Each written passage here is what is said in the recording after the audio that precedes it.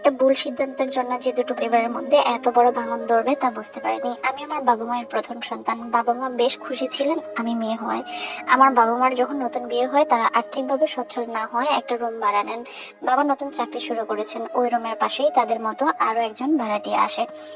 তাদেরকে আমরা সবসময় রিপন ভাইয়ের পরিবার বলেই জানতাম। রিপন ভাইরা 3 ভাই বোন ছিলেন। দুটো পরিবারের মধ্যে কোনো রক্তের সম্পর্ক ছিল না, কিন্তু খুব টান ছিল, একে অপরের প্রতি অনেক মায়া ছিল।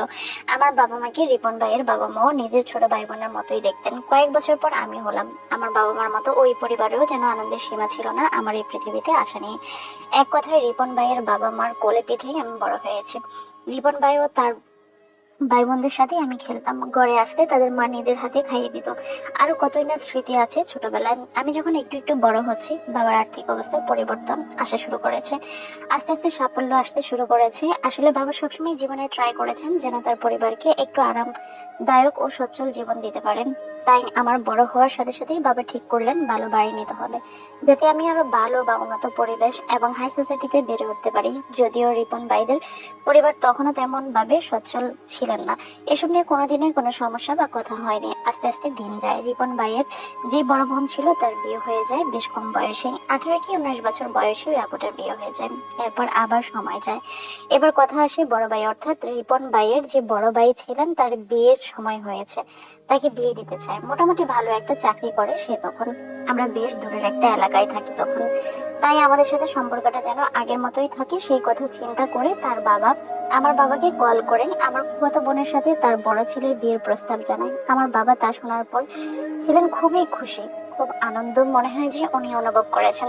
মায়ের মুখটা দেখে খুব একটা বুঝতে পারিনি ঠিক মা কি ভাবছেন, তবে আমার মনে তখন কেন জানি না ইতস্ত হচ্ছিল। তখন ক্লাস 7-এ পড়ি আমি সবে মাত্র। বিয়ে সম্পর্কে এসব যে খুব একটা ভালো বুঝি তা নয়। মায়ের কানের কাছে গিয়ে একবার বলেও ফেলেছি যে মা, এই বিয়ে দিও না, কিন্তু আমি তখন ছোট আর আগের থেকেই বাবা মার আমি বাধ্য সন্তান ছিলাম। যাই হোক, পরে এগুলো আর চিন্তা করি না এবং কথাও বলি নাই এসব বিষয় নিয়ে। বিয়েটা হয়েই যায়। আমার ফুফুরা বাবার সিদ্ধান্তে এক কথায় রাজি হয়, কারণ বাবা হলেন বড় ছেলে। বিয়ের পর সবই ঠিক ছিল। বিয়ের আগে আমরা সবাই কথা বলে এটা ঠিক করেছিলাম আমার ফুফাতো বোন যেহেতু অনার্সে পড়তো, সে বিয়ের পরেও চাকরি করবে। তবে বিয়ের কয়েক মাস পরেই শুরু হয় অশান্তি। গ্রামের মেয়ে হয়েও আমার ফুফাতো বোন কোনো রকম রান্না বান্না কিছুই জানে না। মুখে মুখে তর্ক করে, তার মধ্যে আবার পাশের বাসার লোকদের কাছে গল্প করে বেড়ায় যে আমি তো বিয়ের আগে টিউশনি করতাম। বাইরে বাইরেই বেশিটা সময় থেকেছি, কারণ বাসায় থাকলে মা যদি কাজ করাতেন সেই ভয়ে আমি বাসায় খুব কম থাকতাম। আমি বাহিরে বাহিরেই সময়টা বেশি কাটিয়েছি, চাকরি করেছি কিংবা টিউশনি করেছি। সে হয়তো বুঝিনি যে এত আপন করে যে পরের কাছে নিজের গুণের গল্প করছে তারা রিপন ভাইয়ের মা, অর্থাৎ তার শাশুড়িকে সে সব বলে দিবে।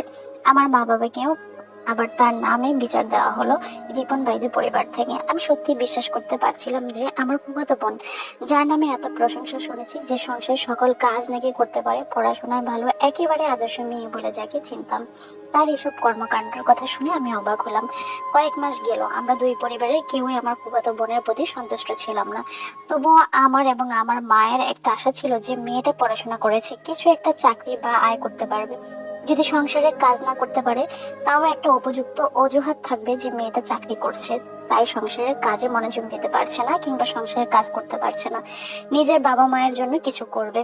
এর কয়েকদিন পরেই শুনতে পাইলাম আমার ফুফাতো বোন মা হতে চলেছে।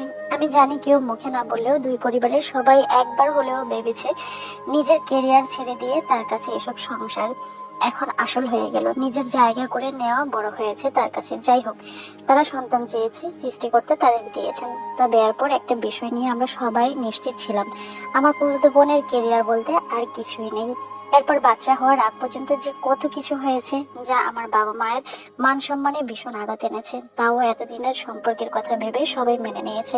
তবে এবার আর বলবো না যে আমার ফুফাতো বোনের জন্য সব হয়েছে, এক হাতে তো আর তালি বাজে না।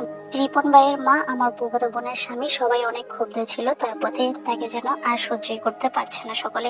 আমার মা বুঝতে পারলো যে তার ননাসের মেয়েটার কষ্ট হচ্ছে, কিন্তু সান্ত্বনা দেয়নি, কেননা এর অনেকটাই সে নিজের কর্মের মধ্যে দিয়ে টেনে এনেছে।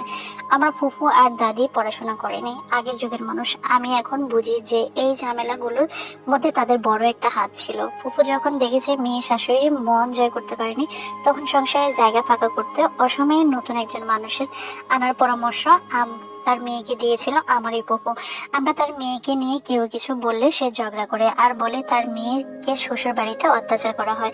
বাচ্চাটা পৃথিবীতে আসার পর থেকে সবকিছু এতটা কঠিন হয়ে যায়। আমাদের মধ্যে প্রায় 4 বছর আর কোনো সম্পর্ক থাকে না ওই পরিবারের।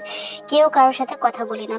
আসলে আমার মা বাবাকে এক পর্যায়ে এতটাই অপমান সহ্য করতে হয়েছে যে তারা এসব নিতে আর পারছিল না, সম্পর্কটা ছেড়েই দিয়েছিল। এখন আমি কলেজে পড়ি। কদিন আগে একটা কল আসে। আমার ফুফাতো বোনের শাশুড়ি বলেন, বোনের শ্বশুর খুব অসুস্থ, হাসপাতালে ভর্তি, একবার তোমাদের দেখতে চেয়েছেন।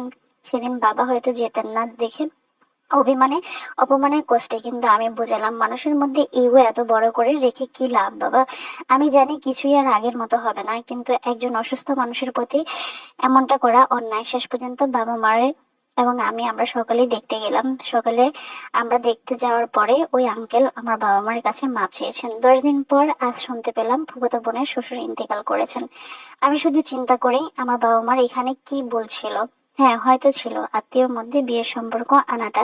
তবে তবে এটাও ঠিক, তারা আমার ফুফাতো বোনকে ভালো জায়গাটাই দিতে চেয়েছিলেন। সংসারের হয়তো বা বেস্ট জায়গাটাই আমার ফুফাতো বোন নিজের কাজকর্ম দিয়ে আদায় করে নিতে পারতেন। সারা জীবন দেখেছি রিপন ভাইরা তার বাবা মাকে কতটা শ্রদ্ধা করেছেন, মানুষের মতো মানুষ হয়েছেন সেই ছেলেগুলা। আমি এখন সরাসরি বলি বাবাকে, বাবা তোমার ভুল ছিল এটা যে তোমার তাদের প্রস্তাবে তুমি রাজি হয়েছিলে। আমার কথাটা হেসে উড়িয়ে দেয় বলে আমি বিয়ে না দিলে ওরা এত বড় করে বিয়ে দিতে পারতো ওদের ছেলে মেয়েকে। আমি জানি আমার বাবা নিজের ভাই বোনদেরকে সাহায্য করার জন্য কিংবা সহযোগিতা করার জন্য অনেক ত্যাগ স্বীকার করেছেন, অনেক অপমান সহ্য করেছেন। যদিও আমি জানি বাবা নিজেই মানে এই কথা, কিন্তু কষ্টে তা কাউকে বলে না। আবার আমি নিজেকেও বোঝাই, মাঝে মাঝে বিয়ের প্রস্তাব তো ওরাই দিয়েছে, ওরাই পছন্দ করে নিয়ে গেছিল। আমার ফুফাতো বোনকে সমস্যা হলে আমার ফুফুদের সাথে কথা বলতে পারতো। আমার বাবা মাকে এত অপমান করার কি সত্যি কোনো দরকার ছিল? আসলে আপু, থ্যাংক ইউ সো মাচ আমাকে গল্প পাঠানোর জন্য। আর দ্বিতীয় কথা হলো, সংসার জীবনটা অনেক স্ট্রাগলের একটা জায়গা। এখানে যে টিকে থাকতে পারবে সবকিছু সহ্য করে, পরের বাড়ির মানুষ খারাপ হয়ে যায় বিষয়টা এরকম না, কিংবা বউ খারাপ হয়ে আসে বিষয়টাও এরকম না। সবার মধ্যে একটা ভুল বোঝাবুঝি, আন্ডারস্ট্যান্ডিং, সবাইকে মেনে নেওয়া সহ্য করার যে একটা বিষয় এসে দাঁড়ায় সংসার জীবনে, সেটা আসলে অনেকে স্যাক্রিফাইস করে মেনে নিতে পারে না। যে শাশুড়িকে সহ্য হয় না কিংবা শাশুড়ির বউকে সহ্য হয় না, এই যে একটা ইগো প্রবলেম, কিংবা আমি কেন বউকে ডাকবো, বউ ভাবতে পারে আমি কেন শাশুড়িকে ডাকবো, কিংবা আমি অনেক কাজ করে ফেলছি শাশুড়ি আজ এরা বসে বসে খাচ্ছে, কিংবা শাশুড়ি অনেক কাজ করে ফেলছে বউ বসে বসে খাচ্ছে। এই যে একটা ভুল বোঝাবুঝি, মানুষের মধ্যে সমস্যা তৈরি হয়। সংসার জীবনটা ভাঙন একবার শুরু হয়ে গেলে সেটা আর কখনো জোড়া লাগে না। তবে হ্যাঁ, সংসার শব্দটাই ত্যাগের। এখানে যত বেশি ত্যাগ করতে পারবেন সব জিনিসটা আপনার জন্য তত বেশি আসবে। আর যে কোনো একটা মেয়ে বউ হয়ে যাওয়ার পরে আমার মনে হয় যে তাকে মানসিকভাবে এতটাই প্রস্তুতি নিয়ে যেতে হবে যে সেই জায়গার প্রত্যেকটা মানুষ যতটাই খারাপ হোক তাদেরকে আমার আপন করে নিতে হবে। ভালো থাকবেন সকলে, সুন্দর থাকবেন। যারা গল্প পাঠাতে চান অবশ্যই ইনবক্সে লিখে পাঠিয়ে দিবেন কিংবা ভয়েসে পাঠিয়ে দিবেন। ইনশাল্লাহ আমি আমার ভিডিওর মাধ্যমে সর্বোচ্চ চেষ্টা করে উপস্থাপন করব। আল্লাহ হাফেজ সকল।